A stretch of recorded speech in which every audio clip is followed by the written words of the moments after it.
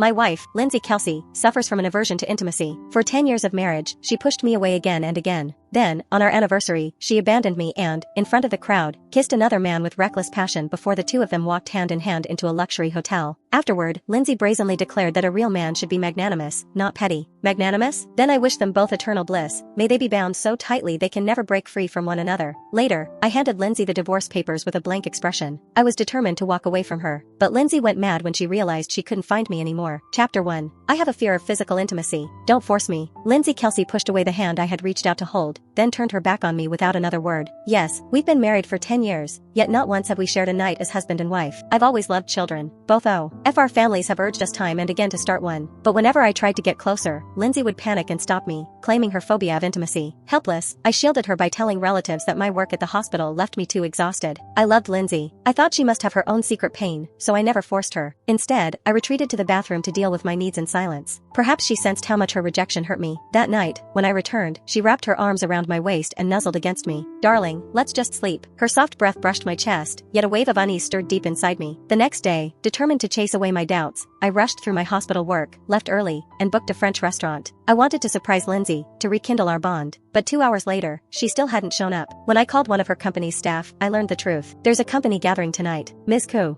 say scheduled it a week ago, and she hadn't told me. Back when we first married, she shared everything with me, no matter how trivial. Staring at her unread messages on WhatsApp, I finally drove to the clubhouse where her company was having its gathering. The moment I looked through the doorway, my hand froze on the knob. My body turned to ice. Lindsay was in another man's arms. She didn't struggle, didn't resist. Instead, with a look of pure enjoyment, she kissed him deeply while the others cheered. Later, after the gathering ended, I overheard her talking with her close friend, Destiny Carmine. Before marriage, I really did love George. Even a morning apart felt unbearable. But every time he tried to sleep with me after we wed, I swear I could smell blood on him. It made me nauseous, so I lied, told him I had a phobia of intimacy. I didn't expect that fool to believe me. 10 years of marriage, and we've never once had sex. So honestly, you just don't love him anymore. Destiny saw through her immediately. Lindsay only smiled faintly, neither confirming nor denying. And this in turn today, Ian Dempsey, wasn't it? Have you actually fallen for him? Lindsay replied with careless indifference. Almost, but not really. I'm warning you, Destiny said seriously. Play around if you must, but don't go too far. Back in university, you and George were the legendary golden couple. He treated you so preciously. Everyone knew how fiercely he loved you. If you lose control and cross that line, no one will be able to help you. Lindsay let out a mocking laugh. 13 years together. You think he'd really have the heart to let me go? Chapter 2. Lindsay's words pierced me like needles of silver. I was so shocked and hurt I could barely stand. Looking back over the years, I finally understood, there was never any phobia. She simply didn't love me enough. I couldn't believe it. She said I made her feel nauseous. She knew me too well. She knew where I was soft,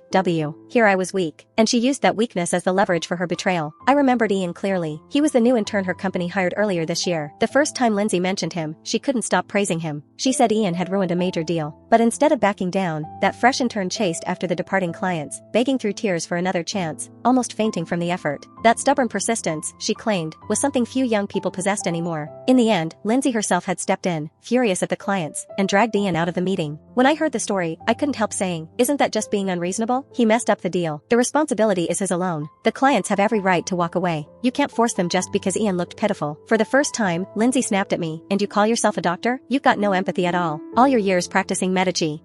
Completely wasted. But I didn't doubt my reasoning. I tried to point it out again. She, however, insisted Ian had done nothing wrong. Worse, she claimed it was her fault for sheltering me too much. Later, she gave me the silent treatment. In the end, I swallowed my pride and coaxed her back into good spirits. Since then, I had never forgotten Ian's name. I never imagined that one day he would become her personal assistant. And from that moment on, something invisible lodged itself between me and Lindsay. When you truly love someone, you can't help but share every detail of your life with them. The day you stop sharing, it means love is gone. All the signs were already there, rising to the surface. After work, I went to bed early. Not long after, I felt movement at my side. Her body pressed close, soft and warm, arms locking tightly around me. The urge to vomit burned in my throat, but I forced it down and rolled away swiftly. It's too hot, I said coldly. Her hand froze midair. I could feel she was in a good mood tonight. For her to initiate a hug, this was the most intimate gesture she'd shown me in years. But she didn't press further. Instead, she tucked the blanket neatly around me, then turned and reached for her phone. When had it begun? At some point, Lindsay, who never stayed up late, started scrolling her phone past midnight, even carrying it with her to the bathroom. Half drowsy, I suddenly received a text. A strange weight in my chest told me instantly, it was from Ian. I drew a deep breath and opened it. It was a screenshot of his chat with Lindsay, timestamped just 5 minutes ago. He had sent her a photo of himself in a bathrobe, along with a hotel room number. His message read, I don't dare hope you'll ever divorce for me. I just want to stay by your side, to hold you when you're sad. If you don't come tonight, I'll wait here as long as it takes. And Lindsay, soft-hearted as always, had typed 3 words, wait for me. For the first time, I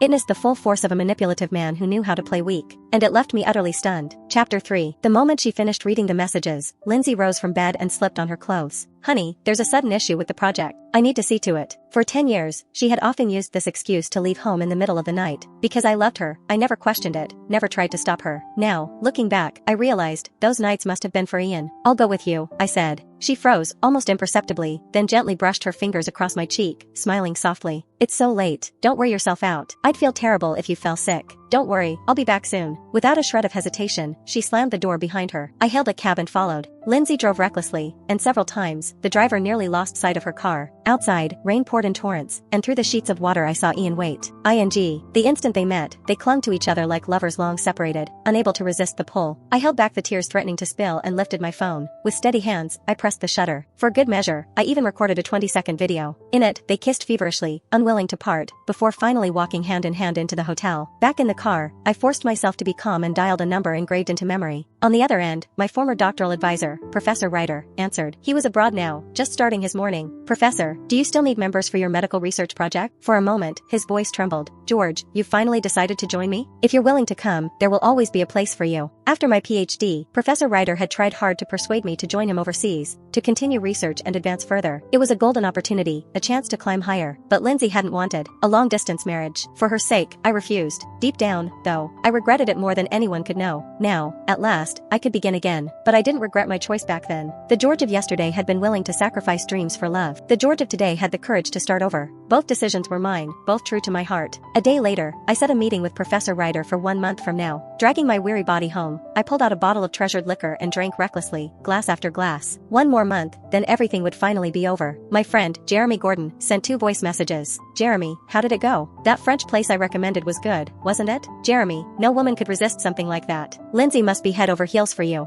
To everyone around us, Lindsay's love for me seemed boundless. I had once believed it myself. Only now did I realize, love can be faked. I glanced down at the watch on my rise, and let out a bitter laugh. It had been Lindsay's gift to me during the hardest 2 years of our lives. Back then, she was just starting her business. I poured every bit of my savings into her venture. Times were brutal, we went hungry more often than not. To buy me that watch, she secretly worked a part-time job. One day, she collapsed from exhaustion, and only in the hospital did I learn she had been sleeping less than 4 hours a night. When I arrived, she quickly hid her scraped palms from me. I blamed myself for not protecting her, tears streaming as I asked why she pushed herself so hard. She wiped my tears and laughed softly. Idiot. Of course, it was for your birthday gift. Don't get too moved, though. This comes with conditions. You'll have to marry me. Later, her business flourished. We moved into a bigger house. Yet, I never took off this modest watch. She once offered to replace it with a Rolex, but I refused without hesitation. To me, this watch was irreplaceable. I remembered her face glowing with love as she celebrated my birthday. Now, I removed the watch and placed it on the nightstand. Her words of the past still echoed in my ears.